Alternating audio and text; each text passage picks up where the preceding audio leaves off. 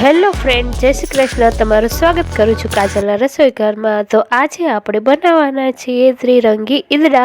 તો વિડીયોમાં એન્ડ સુધી બન્યા રહેજો. અને જો મારી આવી અવનવી રેસીપી તમને જો ગમતી હોય તો મારી ચેનલને લાઇક કરજો, શેર કરજો અને મારી ચેનલને સબસ્ક્રાઈબ કરવાનું ભૂલતા નહીં. તો ચાલો આપણે બનાવી લઈએ ખૂબ જ ટેસ્ટી એવા ત્રિરંગી ઈદડા.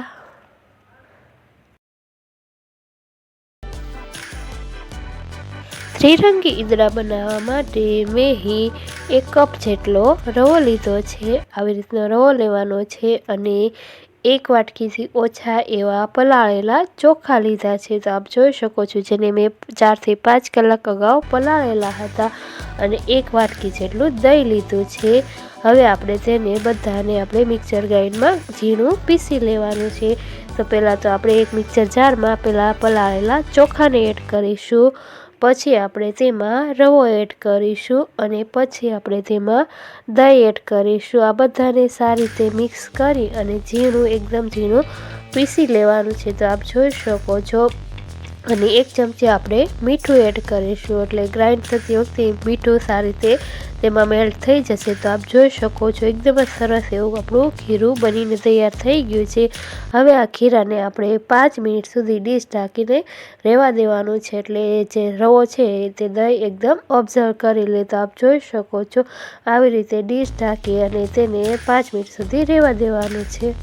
હવે ત્રિરંગી ઈદડામાં ગ્રીન કલર આપવા માટે મેં લીલા ધાણા લીધા છે અને 1 લીલું મરચું લીધું છે.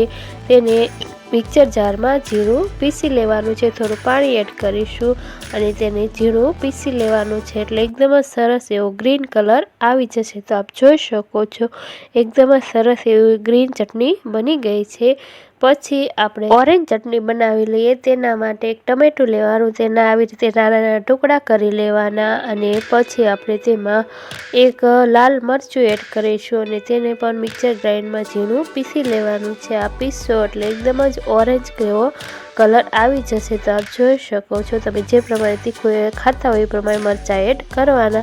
તો આવી રીતે ટમેટાં અને મરચાંને પણ મિક્સર ગ્રાઇન્ડમાં આવી રીતે ઝીણું પીસી લેવાનું. તો આપ જોઈ શકો છો, એકદમ જ ઓરેન્જ કલરની આપણી ગ્રેવી તૈયાર થઈ ગઈ છે. તો આવી રીતે બંને ગ્રેવી બનાવી લેવાની, ગ્રીન અને ઓરેન્જ. તો આપ જોઈ શકો છો, કેટલી સરસ ગ્રેવી બની ગઈ છે.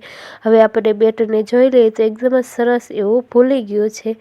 આવી રીતે મિક્સ કરી અને પહેલાં તો આપણે જે ઓરેન્જ બેટર છે તેમાં આવી રીતે આથો આવેલા બેટરને એડ કરવાનું. 1 વાટકીમાં આપણે સફેદ બેટર એડ કરીશું અને ગ્રીન ચટણી છે તેમાં પણ આપણે આવી રીતે થોડું બેટર એડ કરીશું. આવી રીતે 3 વાટકીમાં અલગ અલગ બેટર તૈયાર કરવાના છે. તો આપ જોઈ શકો છો, ઓરેન્જ, વ્હાઈટ અને ગ્રીન આપણા ત્રિરંગી બેટર તૈયાર થઈ ગયા છે.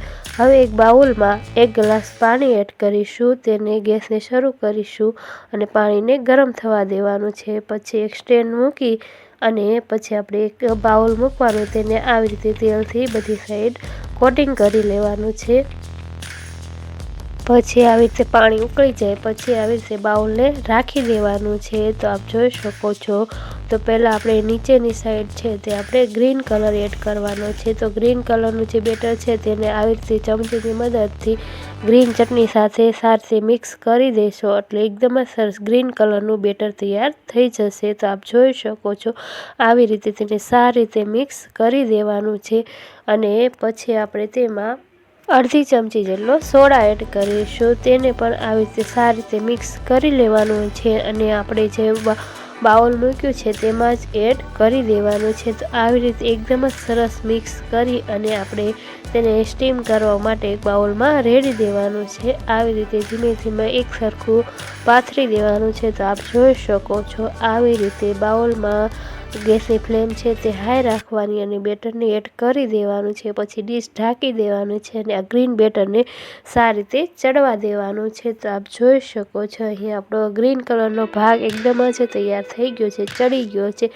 એક ભાગ ચડે પછી જ આપણે એની ઉપર બીજું બેટર નાખવાનું છે, નકર કલર છે તે એકદમ મિક્સ થઈ જશે. એટલે આવી રીતે આપણો ગ્રીન ભાગ ચડી જાય પછી આપણે તેમાં વ્હાઈટ કલરનું બેટર એડ કરીશું. તો આપ જોઈ શકો છો, તેની ઉપર આવી રીતે સારી રીતે પાથરી દેવાનું છે અને તેને પણ સારી રીતે ફેલાવી દેવાનું છે અને ડીશ ઢાંકી અને આ વ્હાઈટ ભાગને પણ સારી રીતે ચડવા દેવાનું છે। તો આપ જોઈ શકો છો આ વખતે ગેસની ફ્લેમ હાઈ રાખવાની, એટલે એકદમ જ સરસ એવા આપણા ઈદરા ચડી જશે। તો આપ જોઈ શકો છો આવી રીતે ડીશ ઢાંકી અને ચડવા દેવાના। તો આપ જોઈ શકો છો આપણો વ્હાઈટ ભાગ પણ એકદમ જ સરસ ચડી ગયો છે। હવે આપણે ઓરેન્જ ભાગમાં પણ સોડા એડ કરી અને આવી રીતે સરસ રીતે મિક્સ કરી અને એકદમ જ મિક્સ કરી દેવાનું છે અને બનાવતી વખતે સોડા એડ કરવાના છે। તો આવી રીતે બેટરને બનાવી અને પછી આપણે વ્હાઈટ ભાગ ઉપર એડ કરીશું, તેને પણ સારી રીતે ચડવા દેવાનું છે। તેની ઉપર ડીશ ઢાંકી અને તમે વજન પણ મૂકી શકો, એટલે ખૂબ જ ઝડપથી આપણા ઈદરા છે તે ચડી જતા હોય છે। તો આપ જોઈ શકો છો એકદમ જ સરસ એવો ઓરેન્જ કલર આવી ગયો છે અને આપણા એકદમ જ સરસ એવા ત્રિરંગી ઈદરા બનીને તૈયાર થઈ ગયા છે। ચપ્પુની મદદથી ચેક કરી લઈએ તો બધો જ ભાગ સારી રીતે ચડી ગયો છે। હવે ગેસની ફ્લેમને આપણે બંધ કરી દઈએ અને બાઉલને આપણે નીચે ઉતારી અને ઠંડુ થવા દઈશું। તો આપ જોઈ શકો છો ઠંડુ થાય પછી આવી રીતે ચપ્પુની મદદથી આવી રીતે ગોળ ગોળ ફેરવશો એટલે આસાનીથી તે અલગ પડી જશે અને એક ડીશમાં આવી રીતે આમ થપથપાવશો એટલે તરત જ બધા ભાગ આવી રીતે ઈદરા બનીને તૈયાર થઈ જશે। હવે આપણે ગ્રીન કલર નીચે રાખવાનો છે। તો આવી રીતે આપ જોઈ શકો છો એકદમ જ સરસ એવા ત્રિરંગી આપણા ઈદરા બનીને તૈયાર થઈ ગયા છે। હવે આપણે તેને કટ કરી લઈએ। આ ત્રિરંગી ઈદરા ખાવામાં પણ એટલા જ ટેસ્ટી લાગે છે। તો આપ જોઈ શકો છો અને તમે પણ આ ત્રિરંગી ઈદરા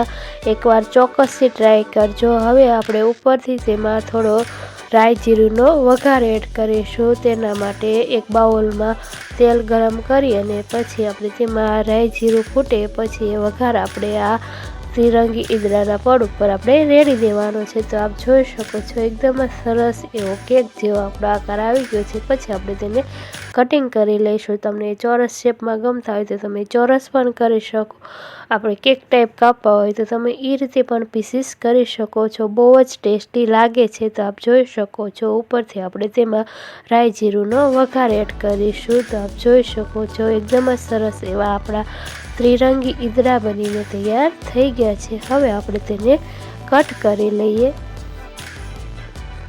આવી રીતે વઘારને સારી રીતે ફેલાવી દેવાનો છે અને ચપ્પુની મદદથી આવી રીતે આપણે ધીરે ધીરે કટ કરી લેવાનું છે। તો આપ જોઈ શકો છો ખૂબ જ આસાનીથી આપણા ઈદરા છે તે કટ થઈ રહ્યા છે। તો આપ જોઈ શકો છો આવી રીતે ધીમે ધીમે કટ કરી લેવાનું, આવી રીતે બધા જ પીસીસ પાડી લેવાનું। તો આપણે જોઈ શકો છો અંદરથી પણ એકદમ જ સરસ એવા આપણા ઈદરા ચડી ગયા છે। તો આપ જોઈ શકો છો બધી સાઈડ ચડી ગયા છે અને કલર પણ કેટલો સરસ આવી ગયો છે ત્રિરંગી। તમે પણ આ એકવાર રેસીપી ચોક્કસથી બનાવજો, બાળકોને તો ખૂબ જ ભાવશે। આપણે વ્હાઈટ ઈદરા તો બનાવતા જ હોય પણ ક્યારેક આવી રીતે કોથમીર અને ટામેટાનો ઉપયોગ કરીને આવા ત્રિરંગી ઈદરા પણ બનાવી શકશો, એટલે આવે બાળકોને પણ ખૂબ જ નવીન લાગશે અને તે હોશે હોશે ખાશે।